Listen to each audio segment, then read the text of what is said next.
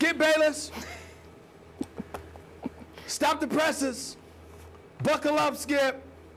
Sit back as I talk about this accident waiting to happen that is the Dallas Cowboys. Wait, we already talked Skip about Bayless. Eli, right? Stop He's it. the accident Stop waiting it. to happen. Wait a minute, Skip. Wait a minute. I got some news for you, Skip. Okay. I hope you're all right. I hope you got your heart medication, Skip. Even though you're in great health, you might need some. You might need some for this. Okay. Skip Bayless, I have changed my mind.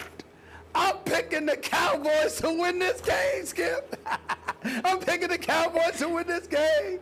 What happened? The accident waiting to happen. Is your pick? It will not be that way It will not be that way this weekend. Skip, I got loved ones in D.C. They're going to be mad at me, Skip. They're mad at me right now. But I got to tell you, I can't pick against the Cowboys for this game. I've thought about it long and hard. I thought about it overnight. I thought about it this morning, and I changed my mind in the last 2 hours. I'm picking the Cowboys to win this game. Here's why, Skip. Here's why. We all know that the Dallas Cowboys defense is pathetic. We saw what a surgeon Peyton Manning was against this defense. The offense can do the same thing to Washington that it did to Denver, because I'm not sold on Washington's defense. So it really comes down to Washington's offense and how formidable it can be. Even though I believe that they can put up some points, all right? Is Pierre Garçon and Moss and all of these boys, are they Julius Thomas, Wes Welker, Demaryius Thomas, Eric Decker? No.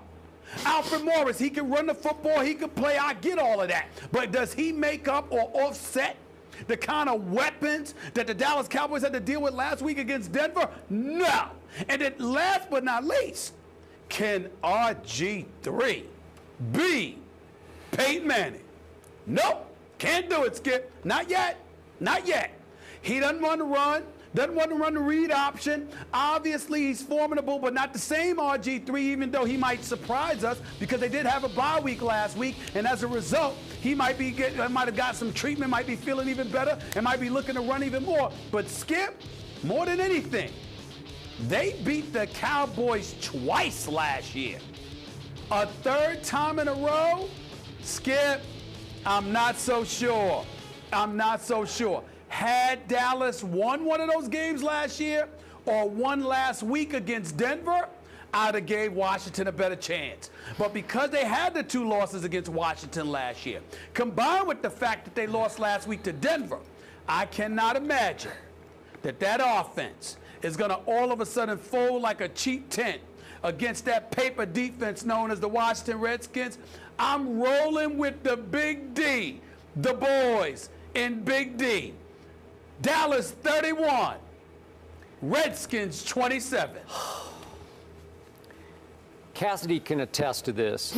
I am truly shocked by this pick, because just a little background. Look at his face, he's I know, giddy. He's giddy. Just a little background for our viewers out there. We have a pre-show meeting every morning. We do not give away any of our arguments, but we do need to know just basically which way are we going to go on the topics. So I asked Stephen A.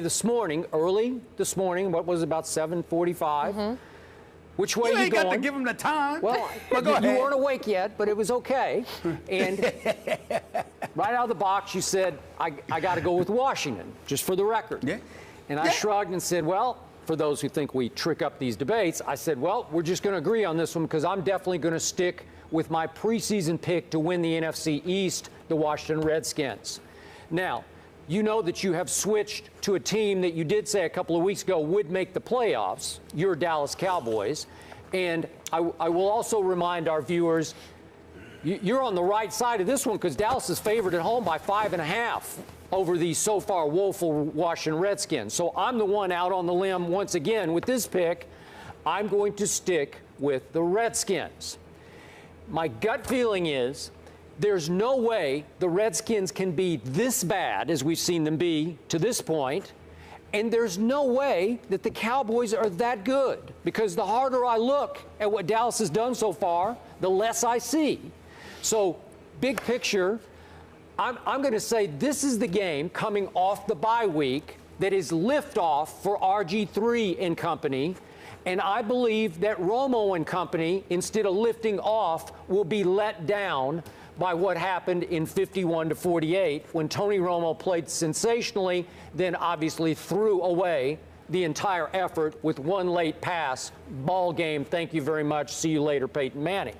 Now, Stephen A., the Washington defense cannot be the unrecognizable eyesore that it has been so far. When Washington has fallen behind early in some of the three of the first four games, 33-7, 31-0, and 14-0, boom, boom, boom. They're just out of the game almost instantly. That's the same defense basically, plus Arakpo added from last year, that last year took the Redskins on a late run. They won 7 straight games and won the division. They can't be this bad. It had to get fixed over the bye week. And furthermore, I told you 2 days ago on this show that I gave Robert Griffin a 4-game grace period because he played 0 in the 4 preseason games. So, Robert, you're on. It's your time now. Here you go. It's time to lift off.